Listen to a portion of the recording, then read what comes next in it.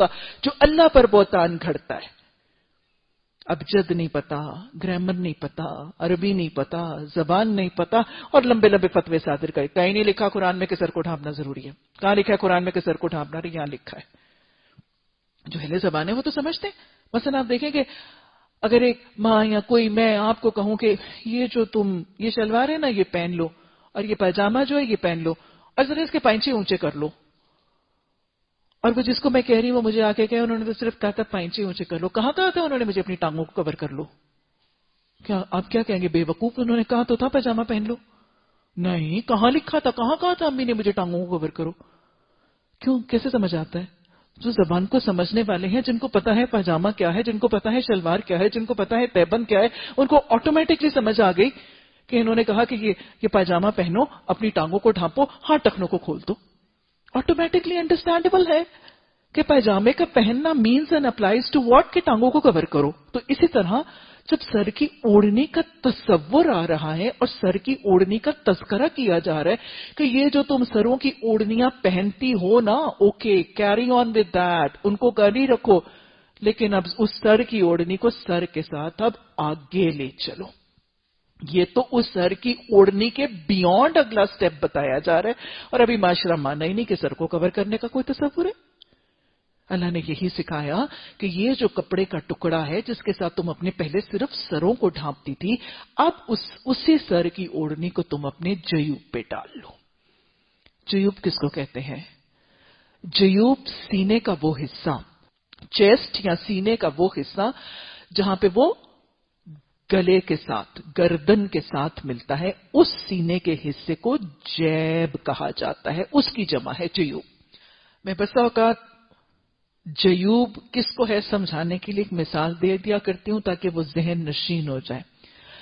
جیوب جسم کے اور سینے کے اس حصے کو کہتے ہیں جہاں پہ کرتے کا ایک بڑا خوبصورت سا نیک لائن بنوایا جاتا ہے. بنواتے ہیں نا، وہ ٹیلر کے پاس جاتے ہیں، خوبصورت سا نیک لائن بنایا جاتا ہے، پھر اس نیک لائن کے اوپر پائپنگ لگائی جاتی ہے، پھر اس کے اوپر بریڈ لگائی جاتی ہے، پھر اس کے اوپر لیسیں لگائی جاتی ہے، پھر اس کے ارد گرد دائیں بائیں کڑھائیاں اور کام اور ڈائمونٹیز، اور پھر وہ جو حصہ تھوڑا سا ان سارے خوبصورت ماحول کے اندر کھولا جاتا ہے اس کو جیب کہتے ہیں. یاد سمجھ آئے گا ہے نا؟ پھر اس حصے کو کھول کے اس کے اوپر کیا کیا جاتا ہے؟ ایک پینڈنٹ چین میں ڈال کے سجا دیا جاتا ہے. اس حصے کو جہاں پہ وہ پینڈنٹ کھلے گلے میں رکھا جاتا ہے اس حصے کو جیب کہا جاتا ہے. اب نہیں بھولے گا انشاءاللہ، ہے نا؟ یا پھر وہ دلہن آتی ہے نا، دلہن نے زیور پہنا ہوتا ہے، اور پھر وہ سج کے بن کے ہیئر سٹائل بنا کے جب آتی ہے تو دوپٹے کو ہٹا کے جس حصے کو کھولا جاتا ہے نا، اس کو کیا کہتے ہیں؟ اس کو کہتے ہیں ان دلہنوں کا جیوب. اللہ سبحانہ تعالیٰ کیا کہہ رہے ہیں کہ یہ جو تم سروں پہ دوپٹے لے رہی ہو تو یہ جو تم جیوب کھولتی ہو، تم سینے کے حصے جو تم پہلے کھولتی تھی یا جہاں پہ تم پینڈنٹ سجاتی تھی یا تم پننے لگا کے دلہنوں کے کھولتی ہو، اس کو نہ کھولو، اپنے سر کی اوڑھنی کو اپنے سینے پہ ڈال لو. یہ تمہاری زینتوں میں سے ایک زینت ہے. اللہ نے بنیادی طور پر ہاتھ پکڑ کے ایک مومن عورت کو کیا سکھایا ہے؟ سر کی اوڑھنی لینے کا طریقہ سکھایا ہے، سر ڈھانپ کر دوپٹہ لینے کا سلیقہ اور ادب سکھایا ہے. یہ بتا دیا کہ یہ تمہارے جو دوپٹے ہیں، یہ تمہارے جو سروں کی اوڑھنیاں ہیں، ان کو چن کے گلے میں ڈال کے اپنے گلے کی پھندے اور گلے کی رسیاں نہ بنا لینا.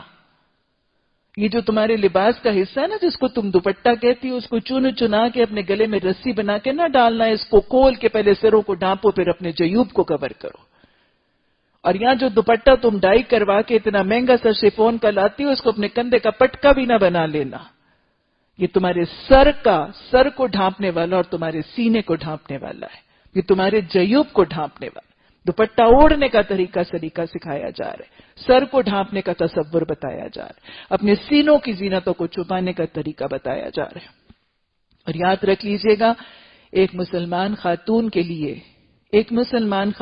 لیے اس کے گھر کے اندر میں بھی اس کے نامحرم پردوں کے لیے تو احکامات آگے جا کے انشاءاللہ وضاحت سے میں بات کرتی ہوں، لیکن اپنے شوہر کے علاوہ اپنے محرم باپ بھائی بیٹے کے سامنے بھی سر کو ڈھانپنے اور اپنے سر کی اوڑھنی کو قائم رکھنے کا تصور موجود ہے.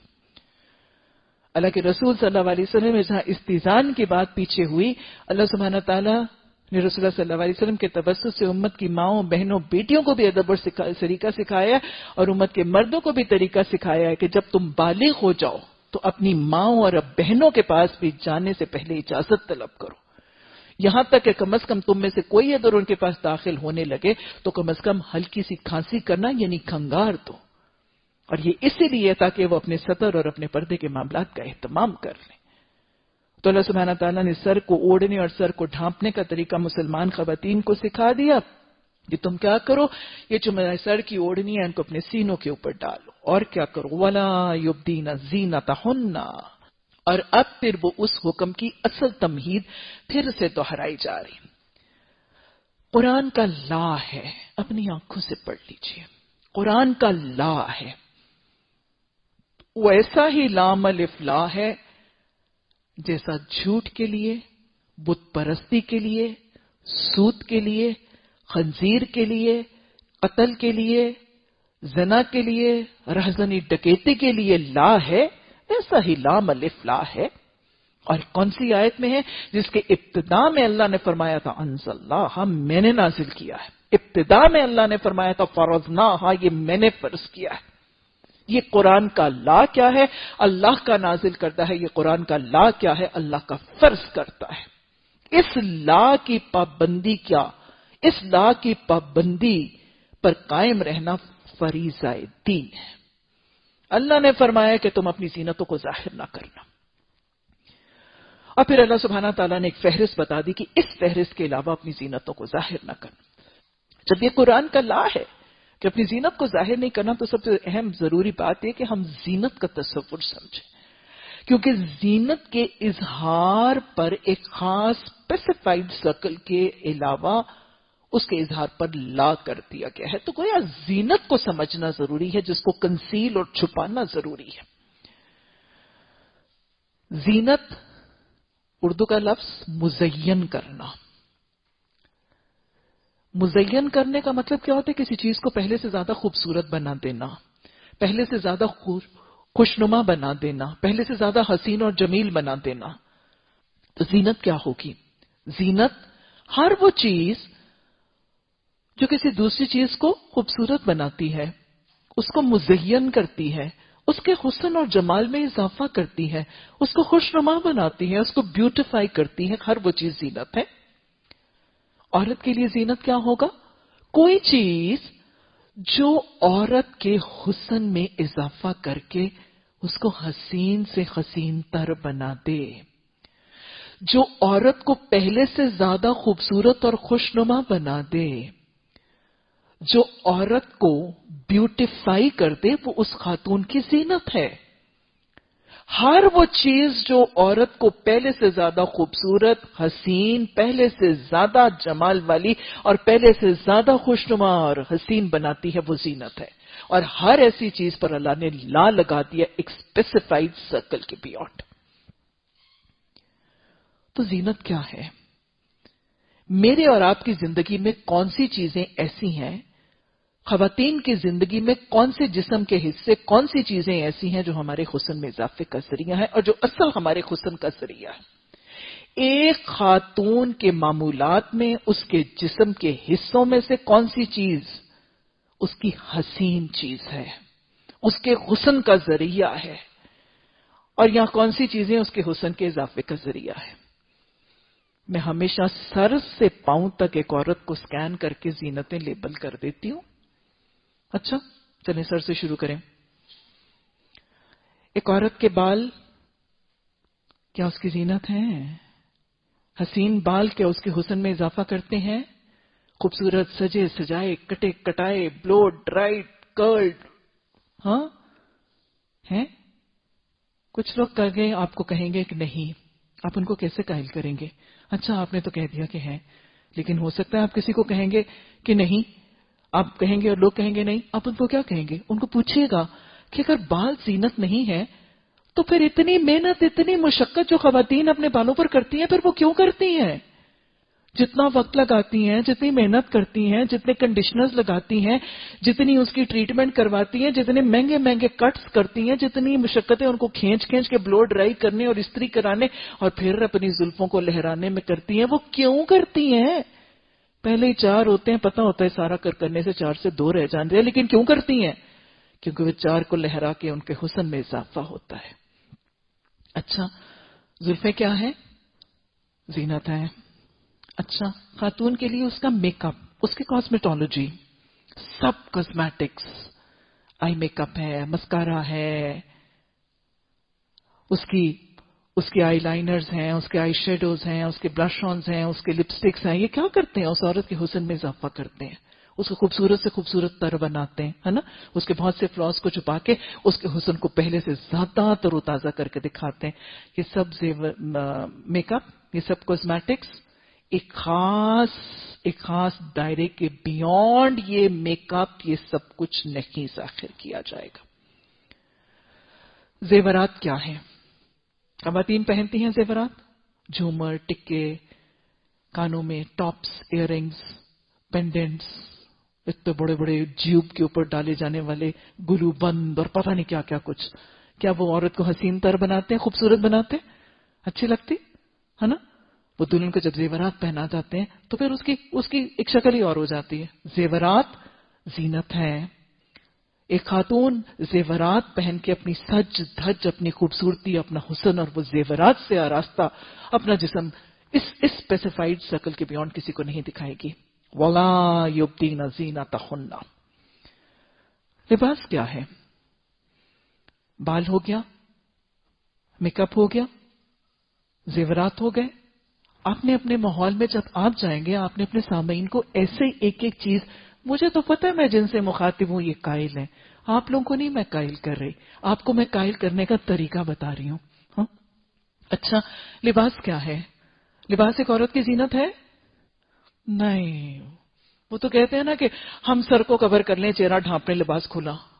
کہاں لکھا ہے عبایا پہننا ضروری ہے؟ کہاں لکھا ہے چادر پہننی ضروری ہے؟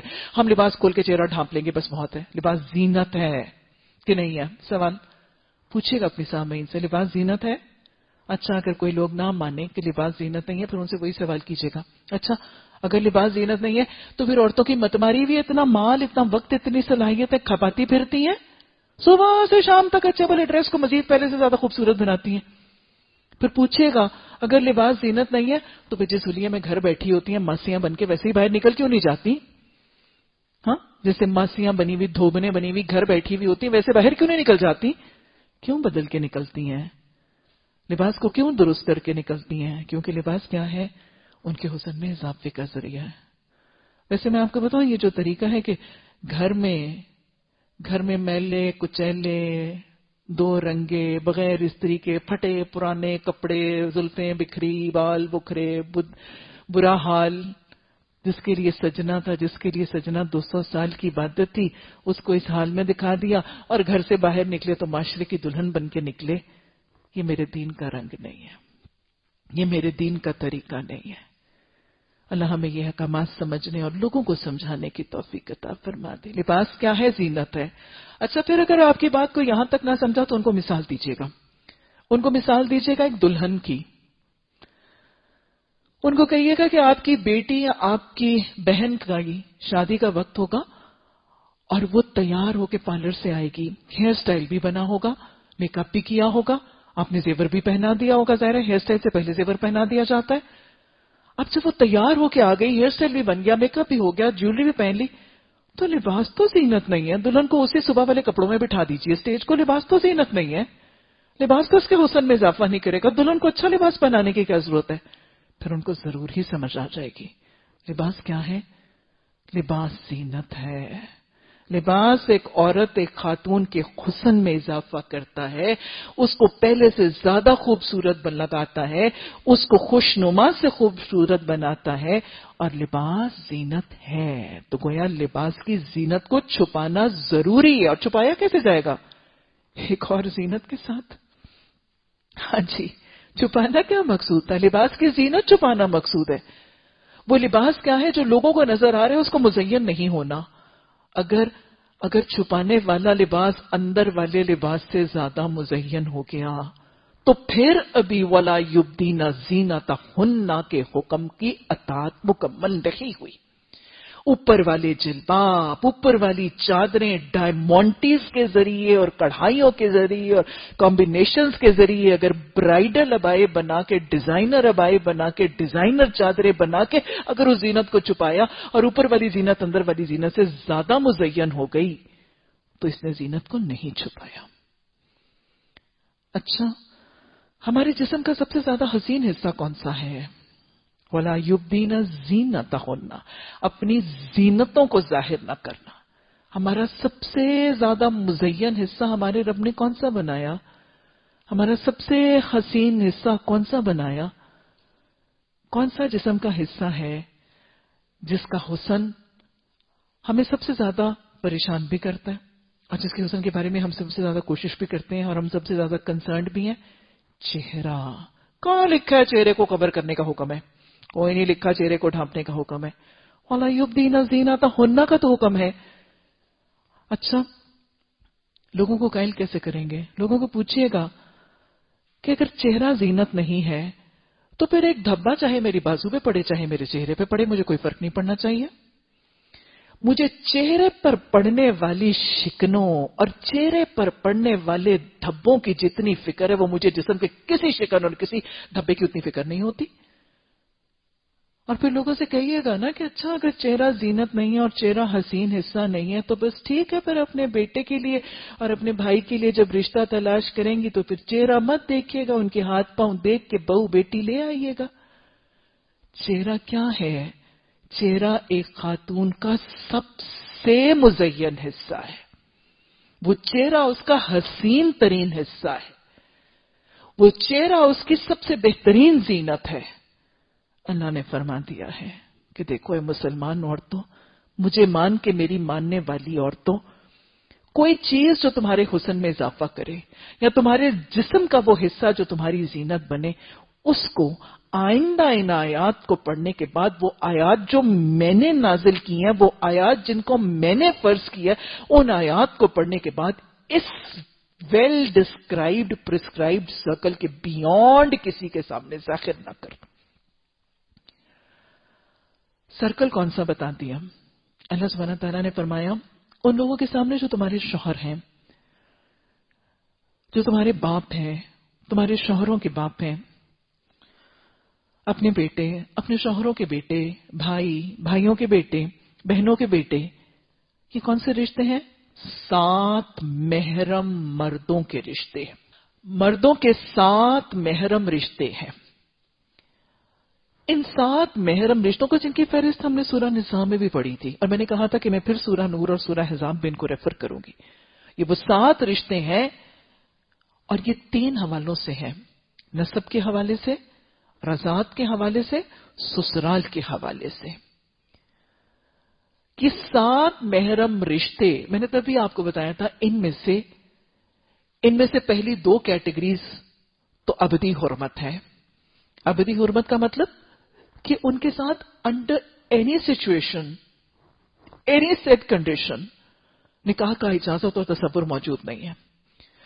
وہ جو نسب سے ہیں اور وہ جو رضاعت سے 7 رشتے ہیں، ان کے ساتھ ساری زندگی ایک عورت کا نکاح نہیں ہو سکتا. یہ ابدی حرمت کے رشتے. لیکن سسرالی 7 رشتوں میں سے صرف پہلے 2، شوہر کا باپ اور شوہر کا بیٹا، یہ 2 رشتے ہیں جن کے ساتھ ایک عورت کی ابدی حرمت ہے.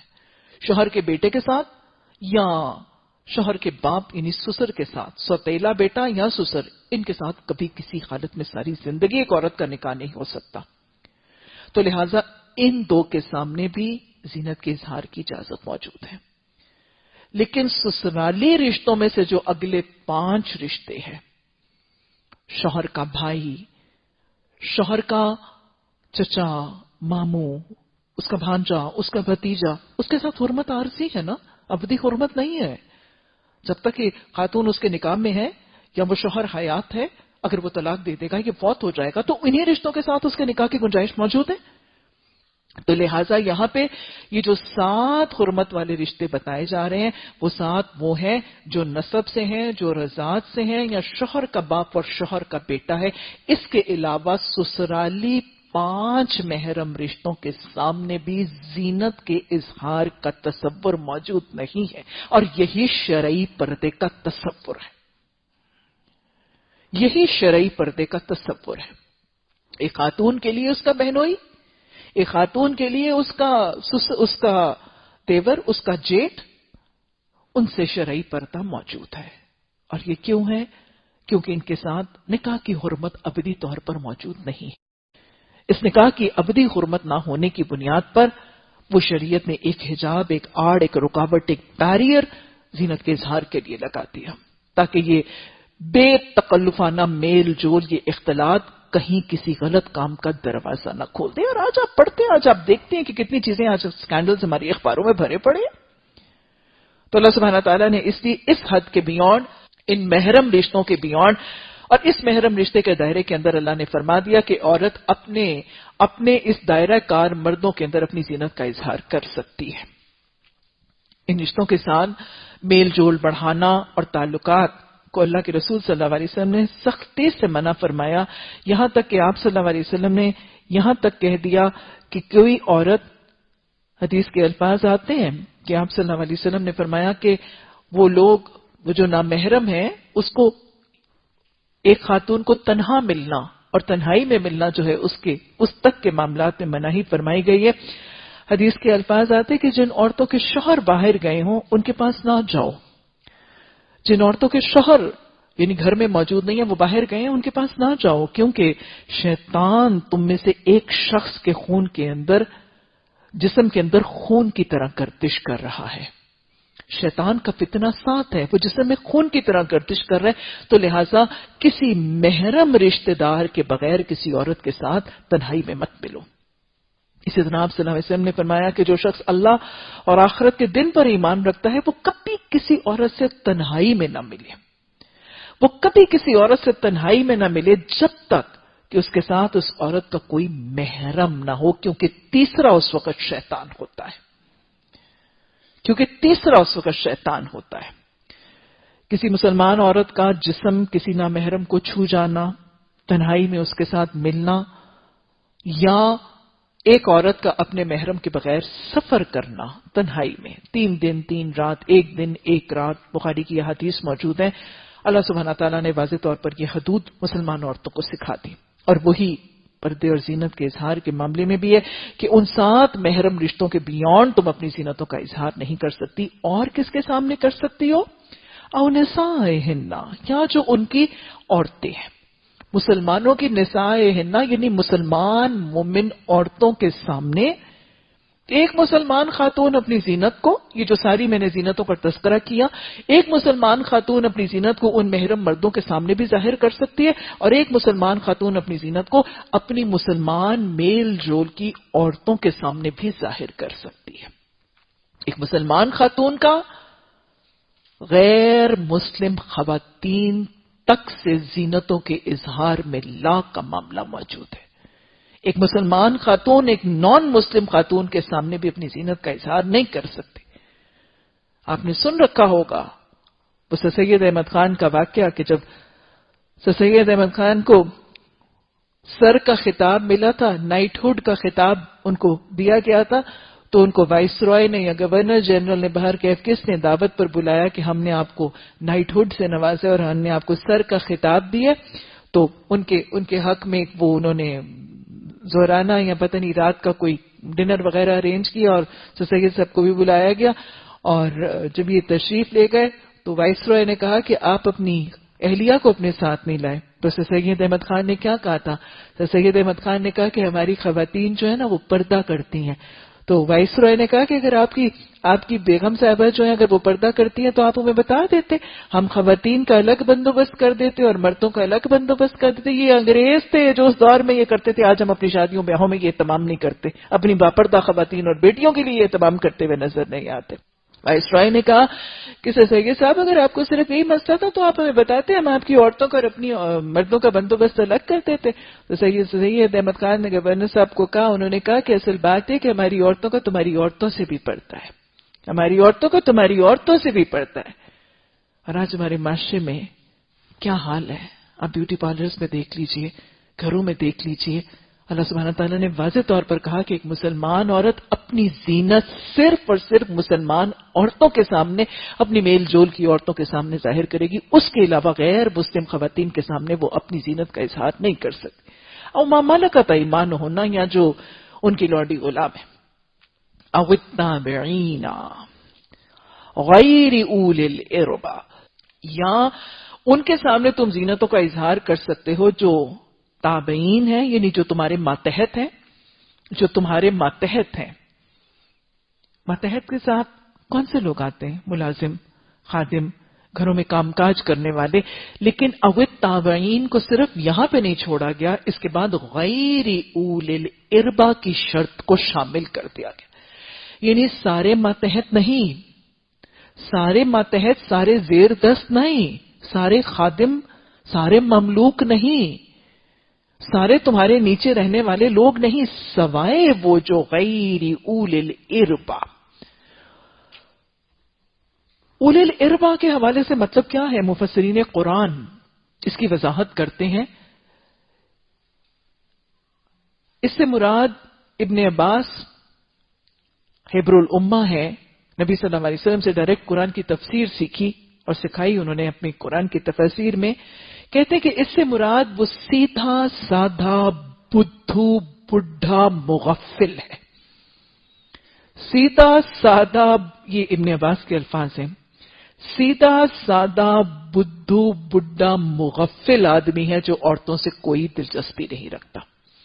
کوئی بوڑھا سا بابا ہے جو دنیا سے غافل ہے، اس کو کوئی ہوش ہی نہیں ہے، بیچارہ کھانا لینے کے لیے بیٹھا ہوا بیچارہ گھر والوں میں. قتادہ کہتے ہیں وہ ایسا دست نگر ہے جو پیٹ کی روٹی پانے کے لیے کسی گھر والوں کے ساتھ بیٹھا ہوا ہے. مجاہد کہتے ہیں وہ شخص جو روٹی چاہتا ہے اور عورتوں کا طالب نہیں ہے. وہ کہتے ہیں کہ وہ جو صاحب خانہ کا دست نگر ہے اور جس میں اتنی ہمت نہیں ہے کہ گھر کی عورتوں پر نگاہ ڈالے. گویا ان تمام مفسرین کی تفسیر کو اگر آپ جمع کریں تو اس سے مراد کون ہے؟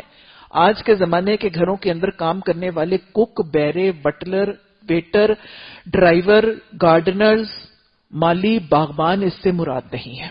اس سے مراد کون ہے؟ اس سے مراد کسی مسلمان گھرانے میں رہنے والا کوئی پرانا سا ملازم، کوئی ضعیف، کوئی کمزور، کوئی بوڑھا، کوئی مجبور، کوئی مفلس، کوئی بدحال، جو صرف ان کے پاس 2-3 وقت میں 2-4 لقمے کھانے کی غرض سے بیٹھا ہے. اتنے بڑھاپے، کمزوری، ضعف میں اس کو گھر کی عورتوں اور خواتین خانہ کے ساتھ کوئی دلچسپی نہیں، نکاح کی کوئی رغبت نہیں، اور گھر کے جو افراد ہیں اس کی کیفیت کو بہت اچھی طرح سے سمجھتے اور جانتے ہیں. نہ وہ نگاہ ڈالے گا، نہ وہ طلب کرے گا، نہ وہ کسی قسم کی جستجو یا آرزو رکھے گا. ایسا بدھو بڈھا مغفل جو ہے اس کے لیے تصور کہا جا رہا ہے. یہ جو آج کے ہٹے کٹے ملازم ہیں جن کی داستانیں بھری پڑی ہیں آج ہماری کتابوں میں، یہ ان کے لیے تصور موجود نہیں ہے. اس میں ان کے لیے تصور موجود نہیں ہے. اس کی کیٹیگری بہت اسپیسیفائڈ ہے. اب پھر اللہ سبحانہ تعالیٰ نے یہ بھی بتا دیا، اب الطفلی، یا وہ چھوٹے چھوٹے بچے جو ابھی نابالغ لڑکے ہیں، تمہارے گھر کے نابالغ لڑکے ہیں، تمہارے بھانجے ہیں، بھتیجے ہیں، گھر میں آنے جانے والے نابالغ بچوں کے کچھ دوست ساتھی ہیں، ان کے کوئی اقارب میں تمہارے گھر میں وہ چھوٹے چھوٹے بچے آتے جاتے ہیں جن کو بھی عورتوں کے پوشیدہ معاملات اور ان چیزوں کی آگاہی نہیں ہے، کوئی اس قسم کی شہوانی دلچسپیاں ابھی نہیں ہیں، ابھی بالغ ہی نہیں ہوئے. تو ان نابالغ بچوں کے سامنے، لڑکوں کے سامنے بھی تم کیا ہے، تم اپنی زینتوں کا اظہار کر سکتی ہو. تو لہٰذا ایک بڑا ہی اسپیسیفائڈ سا سرکل، 7 محرم مردوں کا، مسلمانوں کی خواتین، میل جول کی عورتیں اور چھوٹے نابالغ بچوں کے حوالے سے میں پھر دوہرا رہی ہوں. اللہ کے رسول صلی اللہ علیہ وسلم نے بالغ محرم بھائیوں تک کو یہ طریقہ سکھا دیا کہ جب اپنی ماؤں اور بہنوں کے پاس جاؤ تو ان کے پاس جانے سے پہلے اجازت طلب کرو. تو یہ ادب اور سلیقہ اسی لیے سکھایا جا رہا ہے کہ خواتین اسلام اپنی زینت کا اہتمام جو ہے اس دائرہ کار سے بیونڈ کرنے سے گریز کریں. آپ دیکھیں کہ اگر ہم زینت کے حوالے سے تصور دیکھیں کہ شریعت کا تصور کیا ہے، تو شریعت نے زینت کو اڈاپٹ کرنا، اس کو پسند کرنا، اس کو اپنی زندگی میں شامل کرنے سے رکاوٹ تو نہیں کی. اللہ سبحانہ تعالیٰ نے سورہ اعراف میں ہم نے پڑھا تھا، اللہ نے اوپنلی ڈکلیئر کیا تھا، من حرم زینت اللہ التی اخرج لعبادہ. کہو کس نے حرام کیا زینتیں؟ وہ تو میں نے نکالی ہی اپنے بندوں کے لیے. یہ موتی، مونگے، سونے، ہیرے، جواہرات اللہ نے اس دنیا میں کیوں پیدا کیے، کیوں بنائے؟ یہ رنگ، یہ ڈائز، یہ پگمنٹس، کیونکہ اللہ سبحانہ تعالیٰ نے عورت کی فطرت میں سجنے بننے کا خواہش، شوق، طلب، تڑپ رکھی تھی. اور آج میں آپ کو حدیث کے چیپٹر میں بھی بتا رہی تھی کہ اللہ سبحانہ تعالیٰ کی شریعت کے کوئی احکامات ایسے نہیں ہیں جو فطری آرزوؤں کا گلا گھونٹتے ہیں، جو فطری خواہشات کا گلا گھونٹتے ہیں. ہمارا دین فطرت ہے، اور میرا خالق جو میرے مزاج کو بنانے والا، میرے اعصاب، میرے خواص، میری آرزوؤں کو بنانے والا ہے، وہ میری آرزوؤں کا گلا گھونٹتا نہیں ہے اپنے دین کے احکامات میں. اس نے خود میرے دل کے اندر، ایک عورت کے دل کے اندر سجنے، سورنے، خوبصورت بننے کی خواہش، آرزو ڈالی ہے. اس آرزو کی تکمیل کے لیے اس نے اس روئے زمین پر عورت کے سجنے بننے کے لیے ریشم، اطلس، بہت سے ریشمی کپڑے، بہت سے زیور اور یہ چیزیں فراہم کی. اللہ سبحانہ تعالیٰ نے امت کے لیے، مردوں کے لیے یہ ریشم کو حرام کر دیا، اللہ نے امت کے مردوں کے لیے سونے کو حرام کر دیا، لیکن عورتوں کے لیے تو حرام نہیں کیا. یہ زینتوں کو اپنانا، زینتوں کی خواہش رکھنا جائز ہے، حلال ہے، ناپسندیدہ نہیں ہے، منع نہیں ہے، مکروہ نہیں ہے. بلکہ جب صحیح جگہ پر ہوگا تو شوہر کے لیے بننے، سورنے اور سجنے والی کو تو 200 سال کی عبادت کا اجر دیا جائے گا. ہاں، لیکن اللہ سبحانہ تعالیٰ نے اس کو نہ منع کیا، نہ ناجائز کیا، نہ حرام کیا. ہاں، اس کا ایک دائرہ اسپیسیفائی کر دیا، اور وہ دائرہ میرے رحمان، میرے خالق مالک نے میری فطرت، میرے مزاج، میری خواہشات اور میرے آرزوؤں کے مطابق وضع کیا. جتنے جہاں جب جس سرکل میں اچھا لگنے، سورنے، بننے کی خواہش، آرزو ہے، میرے رب نے وہاں اجازت دے دی. مجھے لیے تمام میری میل جول کی عورتیں، ایک مسلمان خاتون کے لیے اس کی تمام میل جول کی عورتیں، اس کی برادری، اس کی رشتہ دار، اس کی سہیلیاں، اس کی دوست، اس کی ہمسائی مسلمان عورتیں، جہاں پہ اس کا دل کرے گا کہ وہ اچھا پہنے، وہ اچھا اوڑے، وہ خوبصورت لگے، ان تمام مسلمان عورتوں کے سامنے اس کو اجازت دے دی. اچھا، پھر ایک اور سرکل بھی ہوگا، اس کا دل چاہے گا اپنے باپ، اپنے بھائی، اپنے ماموں، اپنے چچا، اس کے جو انٹیمیٹ سرکل کے مرد رشتہ دار ہیں، ان کے سامنے بھی اس کا دل کرے گا کہ وہ سوچے کہ یہ ویل ڈریسڈ ہے، یہ اپنے آپ کو اچھا کیری کرتی ہے، اس کے بارے میں ایک اچھا تاثر اور ایک اچھی رائے قائم کریں. تو اس سرکل کے اندر بھی جہاں اس کے لیے اہم تھا، جہاں اس کی خواہش ہوگی، جہاں اس کا دل کرے گا کہ ان کی رائے میرے بارے میں اچھی ہو، وہاں بھی شریعت نے اجازت دے دی. جہاں پہ اس کو مجبوری تھی کہ وہ چھوٹے نابالغ بچوں کے ساتھ ہر وقت اس کا انٹریکشن تھا، وہاں پہ بھی اس کو اجازت دی تھی. لیکن جس سرکل کے بیونڈ اس کے لیے ضروری نہیں تھا، اس کے لیے اہم اور امپورٹنٹ نہیں تھا، اپنی زینت ان کو دکھانا اس کے لیے نہ ضروری تھا، نہ اہم تھا، بلکہ الٹا اس کے لیے نقصان دہ تھا.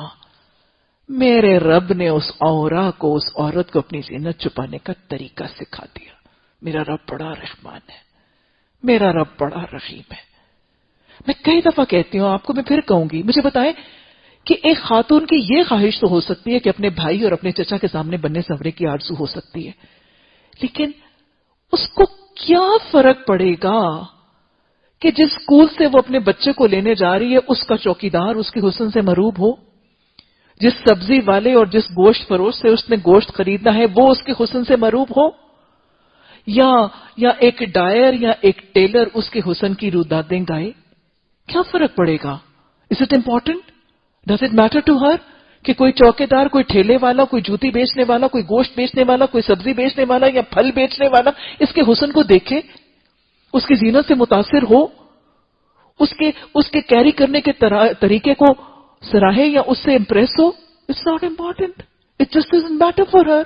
تو وہ سرکل جو اس کو میٹر نہیں کرتا تھا، بلکہ جس سرکل کو امپریس کرنے کے بعد उस माशरे में उसको नुकसान का इम्कान था, उस माशरे में उसको गजिंद पहुंचाने का इम्कान था। वो कमजोर है, वो नाजुक है, अल्लाह ने उसको खूबसूरत बनाया है, तो अल्लाह ने उसको उस नुकसान से बचाने के लिए अपनी उस फितने वाली जीनत को बचाने का तरीका सिखा दिया।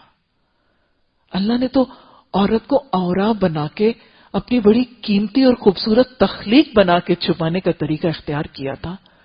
अल्लाह अपनी कीमती चीजों को छुपाया करता है।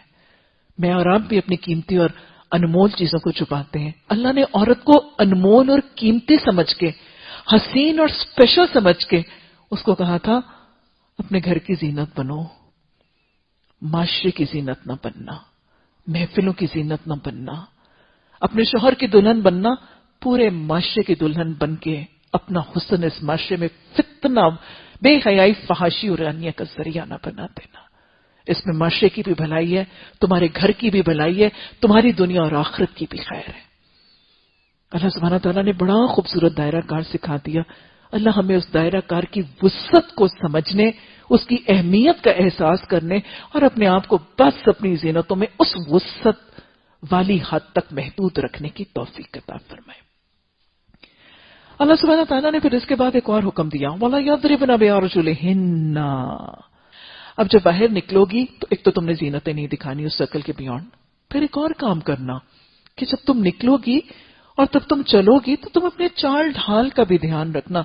चलते वक्त अपने पांव पटख पटख के ना मारती फिरना, लियुअलमा मा युख्फीना मिन ज़ीनतिहुन्ना, ताकि इर्द गिर्द के माहौल में लोगों को तुम्हारी पोशीदा जीनतों के बारे में पता चल जाए। दो अहकामात इसकी तफसीर में आते हैं।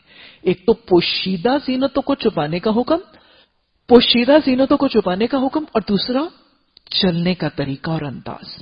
ये मोमिन औरतों, तुम जब चलो तो तुम्हारी चाल और तुम्हारे चलने के तरीके में भी एक इत्ताल, एक मतानत, एक संजीदगी, एक वकार होना चाहिए। तुम्हें जाहिलाना तरीके से अपनी पांव पटकती, अपनी पायलों की झनकार की आवाज अपने माहौल में इधर उधर फैलाती हुई, लोगों को अपने आने की खबर देती हुई, लोगों को अपनी तरफ मुतवज्जे करती हुई, चाहे वो पायल की झनकार से है, चाहे तुम्हारी चाल ढाल के तरीके से है, वो लटक के चलना, वो मटक के चलना। आपको पता है कि चाल भी इंसान के अखलाक, उसके ज़हन की हालत की अक्कासी करती है कि नहीं करती? हम आगे भी जाके पढ़ेंगे। अल्लाह फरमाएंगे कि तुम अकड़ के ना चलो, सूरह लुकमान में भी आएगा, क्योंकि चाल जो है ना वो इंसान के अखलाक, उसके ज़हन की हालत की अक्कासी करती है। एक बदमाश, एक माशरे का भत्ता लेने वाला गुंडा कैसे चलता है? पता ना कैसे चलता है? एक फैशन शो के अंदर, एक ड्रेस एग्जीबिशन के अंदर कैट वॉक करने वाली एक मॉडल कैसे चलती है? चलती है ना खास तरीके से। एक शरीफ खातून कैसे चलती है? उसकी चाल ढाल में एक वकार है, उसकी चाल ढाल में एक शाइस्तगी है। देखा, अल्लाह सुब्हानहू तआला एक मोमिना को सिर्फ एक जाहिरी सा जिलबाब और एक जाहिरी सा लिबास का, अबाए का, बुरके का वो नहीं उड़वा देता। मेरा दीन तो उसको निगाहों का तरीका भी सिखाता है, उसको बोलने का तरीका भी सिखाता है, उसको देखने का तरीका भी सिखाता है, उसको चलने का तरीका भी सिखाता है। तो आज के बाद अगर आप ये एतराज सुने ना, बड़ी देखी है बुरके वालियां, बताइएगा ये बुरके वाली अगर अपनी निगाहों को, अपनी चाल ढाल को जब्त नहीं कर रही तो वो दीन के हिजाब और पर्दे के अहकामात का एक जुज ले रही है। उसमें उस फर्द का कसूर है। मेरा दीन तमाम है, मेरा दीन कामिल है। अल्लाह ने मुसलमान औरत को टोटल कोड ऑफ एथिक्स सिखाए, उसके चाल ढाल, बातचीत, निगाहें, उसकी हर चीज का अदब और सलीका सिखाए। अल्लाह हमें पूरा ही सलीका सीखने और पूरा ही सलीका अपनाने की हर जगह और उसकी हद को कायम रखने की तौफीक अता फरमाए। और फिर अल्लाह ने फरमाया, वो जो तुम्हारी पोशीदा जीनतें हैं, पोशीदा जीनत से क्या चीज है? इसमें खुशबू भी मौजूद है, इसमें खुशबू का हुक्म भी मौजूद है। ये खुशबू वो चीज है जिसको ना आंख देखती है, ना हाथ महसूस करता है, लेकिन पोशीदा तरीके से माहौल को मुअत्तर करके अपनी मौजूदगी का एहसास दिलवाती है, लोगों को अपनी तरफ माइल और लोगों को अपनी मौजूदगी की तरफ अटेंशन दिलाती है। और जीनतों में से एक जीनत है خوشبو کے حوالے سے احکامات واضح طور پر حدیث کے حوالے سے موجود ہیں. آپ صلی اللہ علیہ وسلم کی حدیث ابو داؤد اور مسند احمد میں حضرت ابو ہریرہ رضی اللہ تعالی عنہ کی روایت سے حدیث ہے کہ آپ صلی اللہ علیہ وسلم نے فرمایا کہ اللہ کے بندیوں کو مسجد میں آنے سے نہ روکو، اللہ کے بندیوں کو مسجد میں آنے سے نہ روکو مگر وہ خوشبو لگا کے نہ آئیں. مگر مومنات جب مسجد میں آئیں گی تو کیا کریں گی؟ وہ خوشبو لگا کے نہیں آئیں گی. اور اسی حوالے سے وہ حدیث بھی حضرت ابو ہریرہ رضی اللہ تعالیٰ عنہ کی حدیث آتی ہے کہ حضرت ابو ہریرہ نے نا آپ صلی اللہ علیہ وسلم کی وفات کے بعد ایک خاتون کو مسجد سے نکلتے ہوئے دیکھا، اور وہ جب پاس سے گزری تو خوشبو کی مہک آ رہی تھی. حضرت ابو ہریرہ رضی اللہ تعالیٰ عنہ نے اس خاتون کو مخاطب ہو کر فوراً ہی فرمایا، اے خدائے جبار کی بندی، یعنی اس کو ڈرانے کے لیے کہا نا، اے خدائے جبار کی بندی، کیا تو مسجد سے آ رہی ہے؟ کیا تو مسجد سے آ رہی ہے؟ یعنی تیرے سے خوشبو کی لپیٹیں آ رہی ہیں اور تو مسجد سے آ رہی ہے. کیا میں تجھے اپنے محبوب ابو القاسم محمد صلی اللہ علیہ وسلم کی حدیث کے الفاظ نہ سنا دوں کہ آپ صلی اللہ علیہ وسلم نے فرمایا کہ وہ عورت جو مسجد میں خوشبو لگا کر آئے گی، اس کی نماز اس وقت تک قبول نہیں ہوگی جب تک وہ اپنے گھر میں جا کے غسل جنابت نہ کر لے. استغفر اللہ، اتنی ناپسندیدگی. اب آپ مجھے بتائیں کہ اس دور میں مسجد نبوی میں اس دور کی خواتین خوشبو لگا کے جا رہی تھی تو ان کو حضرت ابو ہریرہ نے یہ حدیث سنائی.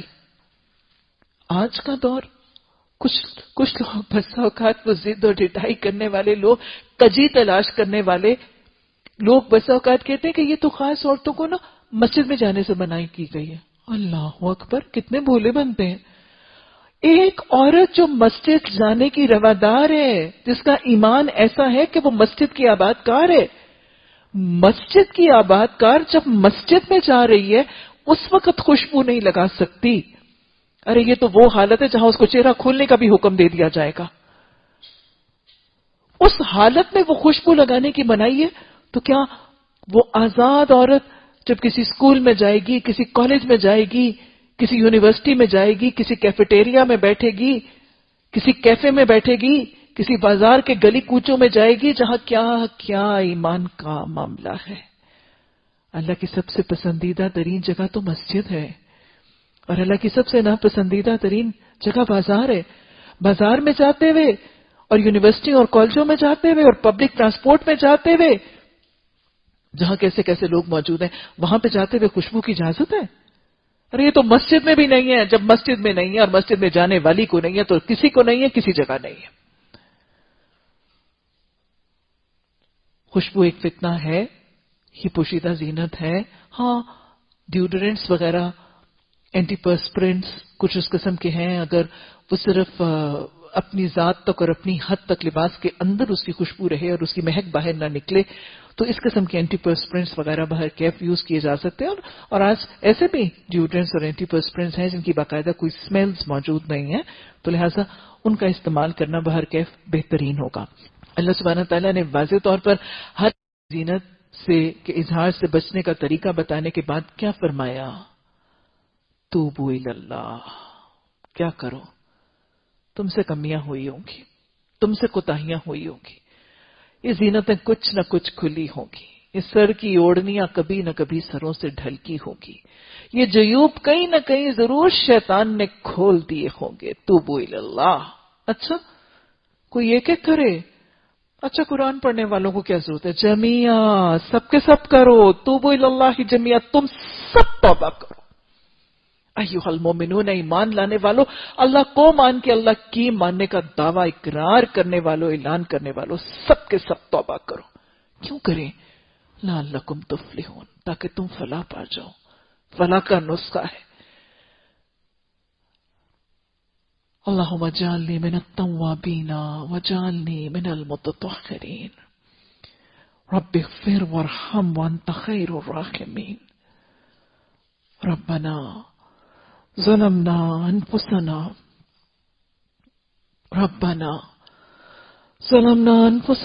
وإن لم تغفر لنا وترحمنا لنكونن من الخاسرین. اللہ سبحانہ تعالی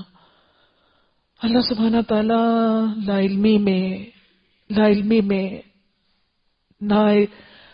نادانستگی میں غیر ارادی طور پر ہم سے جو کمیاں کوتاہیاں ان معاملات میں ہوئیں، اللہ جن احکامات کو تو نے فرض کیا ہے، اللہ ان کوتاہیوں کو درگزر فرما دینا یا ارحم الراحمین۔ اللہ سبحانہ تعالیٰ قرآن سے دوری کے دور میں ہم سے جو یہ زیادتیاں ہوئیں، ہم سے جو یہ ظلم ہوا، اللہ ہماری زبانوں نے ان احکامات کے خلاف اگر کچھ کہا، اللہ سبحانہ تعالیٰ اگر ہمارے ہاتھوں پاؤں نے، ہمارے جسم کے کسی حصے نے زینت کے اظہار کا کچھ ارتکاب کیا تو اللہ تو درگزر فرما دے۔ اللہ یہاں چھوٹے بھی ہیں، اللہ بڑے بھی ہیں، اللہ چھوٹوں کے بڑوں کے چھوٹے بڑے سارے گناہوں کو بخش دینا، اللہ ہماری کمیوں کوتاہیوں کو اللہ درگزر فرما دینا۔ اللہ سبحانہ تعالیٰ تیرا احسان ہے، تیرا یہ کرم ہے، تو نے ہمیں قرآن کو سمجھنے سیکھنے کی توفیق عطا فرمائی۔ اللہ جو سمجھ چکے ہیں، اللہ جو تو نے سمجھا دیا اپنی توفیق سے، اللہ سبحانہ تعالیٰ اس پر عمل کی توفیق عطا فرما۔ اللہ اس سارے کے سارے عمل پر اللہ شکر کر کے اس پر عمل کرنے کی توفیق عطا فرما۔ اللہ جو تو نے اپنے کرم سے، تو نے اپنے احسان سے علم کا یہ انعام عطا فرما دیا، اللہ فلاح کا یہ نسخہ ہمیں سکھا دیا، اللہ توبہ کی توفیق اور توبہ کی مہلت ہمیں عطا کر دی، اللہ سبحانہ تعالیٰ اب عمل کی توفیق عطا فرما، اللہ عمل کی توفیق عطا فرما، اللہ عمل کو ہمارے لیے آسان کر دے، اللہ جو کمیاں کوتاہیاں ان کو دور کرنے میں ہمارا معاون بن جا، ہمارا مددگار بن جا، ہمارا محافظ بن جا۔ اللہ سبحانہ تعالیٰ ہمارے جن ساتھیوں کے لیے اس معاملے میں رکاوٹیں آ رہی ہیں، اللہ ان کی رکاوٹوں کو دور کر دے، اللہ ان کے راستے صراط مستقیم کے ہٹا دے، اللہ ان کا نگران بن جا، اللہ ان کے دلوں کو ایمان عطا فرما، سکینہ عطا فرما، یا ارحم الراحمین۔ ان کے دلوں کو شیطان کی گندی نجاستوں سے بچا کر اللہ صراط مستقیم پر استقامت سے چلنے کی توفیق عطا فرما۔ اللہ سبحانہ تعالیٰ جن ساتھیوں کے آج اس معاشرے میں رکاوٹیں، اللہ ان کی ان رکاوٹوں کو دور فرما دے، اللہ ان کے دلوں کو ایمان عطا فرما دے، اللہ ان کو قوت ایمان کی حرارتیں عطا فرما دے، اللہ ان کو سمجھا دے کہ عافیت تیری رضا میں ہے، اللہ فلاح تیری رضا اور تیری اطاعت میں ہے۔ اللہ اپنی اطاعت کا راستہ ہم سب کے لیے کھول دے، آسان کر دے، اللہ ثابت قدمی عطا فرما دے، اور اللہ اس راستے میں پھر ہم سے کچھ کمیاں کوتاہیاں ہوئی تو اللہ صرف نگاہ فرما دینا، اللہ ہم سے راضی ہو جانا، اللہ یہ تعلیمات ہمیں معاشرے تک پہنچانے کے لیے ہماری زبان کی گرہ کھول دے، اللہ ہمیں فصاحت اور بلاغت کے ساتھ یہ حیا کے پیغام معاشرے تک پہنچانے کی توفیق عطا فرما دے، اللہ جن تک پہنچائے اللہ ہم نہیں سمجھا سکتے تو انہیں سمجھا دینا، اللہ جو ان کو سمجھے ان کو عمل کی توفیق عطا فرمانا، اور اللہ جو حیا کی ردا میں اپنے آپ کو لپیٹ لیں، اللہ یہ احکامات ہماری زبان سے سننے کے بعد لپیٹ لیں، اللہ ان کو ہماری گزشتہ کمیوں کوتاہیوں کا کفارہ بنا دینا۔ ربنا لا تزغ قلوبنا ربنا لا تزغ قلوبنا بعد إذ هديتنا وهب لنا من لدنك رحمة إنك أنت الوهاب سبحانك اللهم وبحمدك نشهد أن لا إله إلا أنت نستغفرك ونتوب إليك سبحان ربك رب العزة عما يصفون وسلام على المرسلين والحمد لله رب العالمين آمين ثم آمين۔